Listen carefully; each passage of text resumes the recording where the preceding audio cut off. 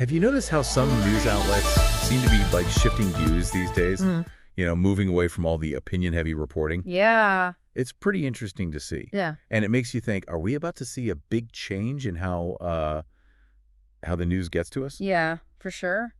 So today we're going to deep dive into a story about Jim Acosta leaving CNN. Okay. Which might give us some clues about this whole changing media landscape. Interesting. And what's interesting is we're seeing this news through a Fox News lens, right? Right. Their article reports that CNN offered Acosta the midnight time slot, which is, that's a pretty big demotion from his previous 10:00 a.m. slot. A midnight show instead of prime time. Right. That's a big difference. Yeah. Do you think this is a sign that CNN is maybe trying to play it safe? Mm-hmm. Especially with the possibility of a second Trump administration. Yeah, it certainly makes you wonder. Neutrality might be a strategic move for them, but it raises a lot of questions, right? Like, are they trying to avoid, avoid the constant clashes that they had with Trump during his first term? Yeah. Maybe they're hoping to attract a wider audience. Yeah.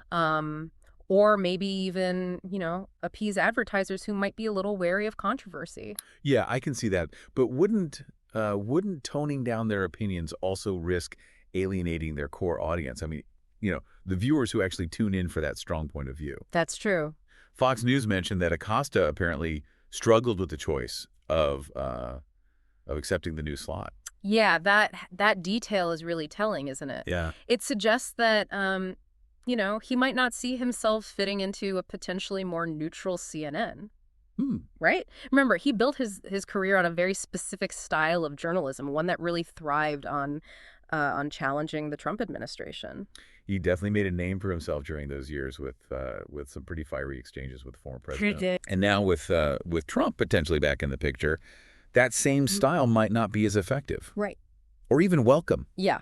If CNN is shifting toward this, more neutral approach, right, Acosta's brand of reporting, which often relied on confrontation, yeah, might not align with their new direction. It's interesting how the Fox News article included contrasting opinions from CNN insiders. Oh, interesting. One said it took courage for Acosta to leave, while another thought it was sad to see him go. Because a lot of viewers liked him. Yeah. It just shows how much this decision has divided people, even within CNN itself. Those insider perspectives are interesting. They highlight how complex this situation really is. Yeah. It's not just about one journalist leaving a network. It's about a potential shift in the way a major, news organization approaches its coverage. Acosta's departure could be a sign of a larger trend in the media landscape. Yeah. A move away from, highly opinionated reporting towards something more measured. So are audiences growing tired of the constant partisan battles, or are they still looking for those strong voices who aren't afraid to take a stand? It's a tough question to answer. It is. And it makes you wonder what this means for the future of political journalism as a whole. Yeah. It really does. It's a fascinating question to consider, especially as we potentially enter another Trump presidency. Right. Will other networks follow CNN's lead and try to dial back the opinionated reporting? Or will we see even further fragmentation of the media landscape? It's hard to say. Let's rewind a bit and remind everyone how Acosta, how he rose to prominence during the Trump years. He was constantly in the headlines, clashing with Trump, landing a book deal, even appearing on late night shows. He became a symbol of resistance for many. But could that same confrontational style now be working against him? It's certainly possible. If CNN is trying to present, more of a neutral front, yeah, Acosta's past clashes with Trump could be seen as, as a liability. And remember, this isn't just about CNN. This is about the broader media landscape. Yeah. Are audiences looking for something different now? Are they seeking a more balanced approach to news? It's like the media landscape is in a constant state of flux. It is. Always adapting to the changing political climate and the evolving expectations of the audience. And that raises a really intriguing question. What's that? What does neutral even mean in today's world? Is it even possible to achieve true objectivity in news reporting? That's a great point, and it's something we should definitely explore further. But first, let's take a closer look at Acosta's recent on-air remark, where he stated that the press is not the enemy of the people. Right. It was a clear jab at Trump, and it seemed to underscore his commitment to a certain style of journalism. That statement, I mean, it speaks volumes about the current media climate. And the deep mistrust that exists between certain segments of the public and the press, a mistrust that was arguably exacerbated during the Trump administration. Yeah. Acosta's remark, it could be seen as a final act of defiance before his departure, a way of saying, this is who I am, and I'm not changing. But if CNN is indeed shifting towards neutrality, right, that kind of statement might not fit their new narrative. Exactly. And that begs the question, Yeah. if CNN is moving away from figures like Acosta, what does that say about their vision for the future? And what about Acosta himself? What's next for a journalist whose career has been so closely tied to a particular political moment?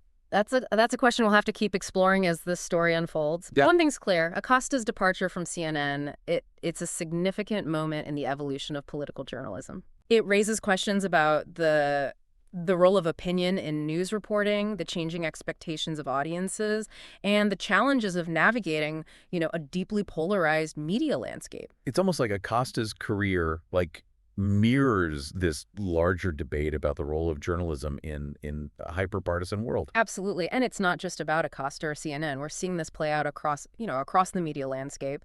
News outlets are grappling with how to cover politics in an environment where facts are often disputed. Right. And opinions are, really deeply entrenched. It makes you wonder if this shift towards neutrality, is it a genuine attempt to present, a more balanced view? Or is it simply like a survival tactic in an increasingly fragmented media market? It's a fascinating question. Think about the rise of social media and how it's changed the way people consume news. Right. Algorithms often feed us information that reinforces, our existing beliefs. Yeah. It creates these echo chambers where opposing viewpoints are rarely encountered. That's so true. Yeah. It's easy to get caught in those filter bubbles where everyone just seems to agree with you. Right. But is that really how we want to be informed? Don't we need to be exposed to different perspectives? Yeah. To make informed decisions? Exactly. And that's where the concept of neutrality becomes so complex. Does it mean presenting all sides equally, even when one side might be demonstrably false? Right. Or does it mean focusing on verified facts and letting the audience kind of draw their own conclusions? It's a tricky balance and raises the question, what do audiences actually want? Are they tired of the constant partisan bickering, or are they drawn to the strong opinions and, the fiery rhetoric? It's hard to say for sure. Some people might crave the comfort of, having their beliefs confirmed, while others might be actively seeking out diverse perspectives. And of course, audience preferences can vary depending on the specific issue being discussed. So what does this mean for networks like CNN? Are they risking alienating their core viewers by toning down their opinions? Or are they trying to attract a broader audience that's seeking a more balanced approach? It's a gamble for sure, and it'll be interesting to see how it plays out. If CNN loses its distinct voice in an attempt to appeal to everyone, they might end up appealing to no one. Right. On the other hand, if they can successfully present a more nuanced and fact-based approach, they might be able to carve out a unique space in the crowded media landscape. This is a little off topic, but I have a personal anecdote that might be relevant here. Oh, interesting. A while back, I was talking to a friend who was, complaining about how all the news seemed biased. Right. And they said they were so tired of the constant negativity. Yeah. And they wanted to find a news source that just, presented the facts. But when I asked them to give me an example of a fact, they struggled to articulate one without injecting their own opinions. That's such a great example. It highlights how subjective our perceptions of facts can be. Yeah. We all bring our own biases and experiences to the table when interpreting information, and it's impossible to completely separate those from our understanding of the world. It's like we're all walking around with these invisible filters, right? Right. That shape the way we see things, and sometimes those filters they prevent us from recognizing alternative viewpoints. Yeah. Or even acknowledging facts that challenge our preconceived notions. And that's why it's so important to be aware of our own biases and to actively seek out diverse perspectives. It's Mm. it's not about agreeing with everything we hear, but it's about engaging with different viewpoints and forming our own informed opinions. So going back to Acosta's departure from CNN, do you think this could actually be like a positive turning point for him? Maybe this will give him the freedom to explore new avenues and connect with audiences in different ways. It's certainly possible he could become a sought-after commentator, Yeah. launch his own media venture, or even, write another book. This move, it might not be the end of his career, but rather like a new chapter. And maybe, just maybe, it'll even inspire other journalists to rethink their approach and explore new ways to engage with the public. Now, that would be a fascinating development to watch. It'd be interesting to see how the traditional boundaries of journalism continue to evolve in response to the changing media landscape. Speaking of those changing boundaries, there's another aspect of this story that we haven't touched on yet. What's that? The impact of technology on news consumption. The rise of social media, online news aggregators, and personalized algorithms has fundamentally changed the way people access and interact with information. That's such an important point, and it ties into our earlier discussion about filter bubbles and echo chambers. The way news is delivered today can often reinforce our existing biases and make it difficult to encounter opposing viewpoints. It's almost like we're being fed a personalized news diet, Right. That's tailored to our specific tastes and preferences. Yeah. But that might not necessarily be the most nutritious or well-rounded information intake. That's a great analogy, and it raises the question: how do we break free from these information silos and ensure that we're exposed to a diverse range of perspectives? That's a question we should all be asking ourselves. Yeah. Because in the end, the future of journalism depends on our ability to be critical consumers of information, to question our assumptions, and to engage in thoughtful and respectful dialogue with those who hold different views. Couldn't have said it better myself. It's about recognizing that we all have a role to play in shaping the media landscape. Yeah. And ensuring that it serves its essential function of informing and enlightening the public. Feels like we're at a crossroads here, not just for CNN, but for the media as a whole. Like what kind of news do we want to consume, and what responsibility do we have, as viewers to be informed and discerning? It's a critical moment for reflection. Think about it. The way we engage with news directly impacts the kind of information that gets produced and shared. Right. Are we rewarding sensationalism and clickbait headlines? Right. Or are we seeking out, in-depth reporting and nuanced analysis? I know I'm sometimes guilty of getting sucked into those attention-grabbing headlines. It takes a conscious effort to slow down and seek out more reliable sources. It's a challenge for all of us. I mean, we're bombarded with information from all sides. Yeah. But remember, just because something goes viral doesn't mean it's accurate or even relevant. Right. We have to be critical thinkers and question the information we're consuming. So how do we become better consumers of news? Do you have any tips? Absolutely. First, diversify your sources. Okay. Don't just rely on one news outlet or social media platform. Right. Seek out different perspectives, even those you might disagree with. That's a great point. It's easy to fall into the trap of only reading or watching news that confirms our existing biases. Exactly. And second, pay attention to the language being used. Okay. Is it inflammatory or emotionally charged? Right.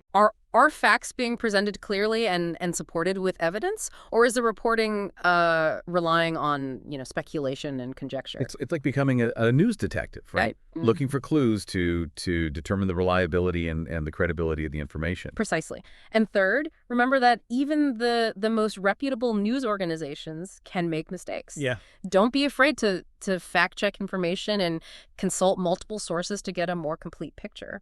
So going back to Jim Acosta and CNN, his departure could be a signal for journalists and news organizations to reflect on their approach.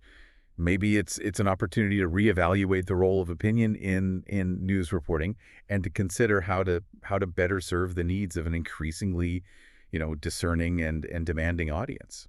I think that's a really insightful observation. This whole situation, it could be a catalyst for a broader conversation about the future of journalism and the kind of news we want to see in the world. And what about Acosta's future? Where do you see him fitting into this changing media landscape?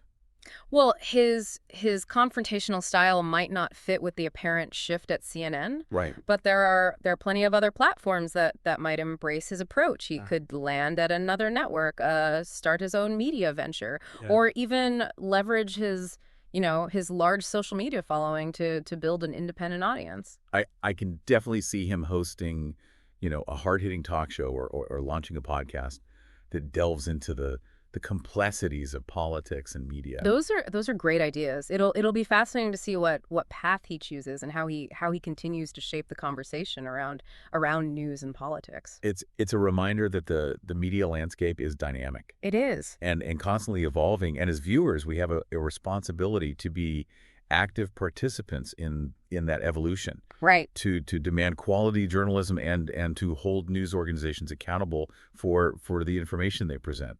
Well said. Ultimately, the future of news depends on a partnership between those who report it and those who consume it. Right. It's a relationship that requires trust, transparency, and a shared commitment to seeking truth and understanding. I think that's a perfect note to end on. As we continue to navigate this, complex and ever-changing world of information, let's remember to be curious, critical, and engaged. Yeah. And most importantly, let's keep asking the tough questions and seeking out the answers that help us make sense of it all. Couldn't agree more.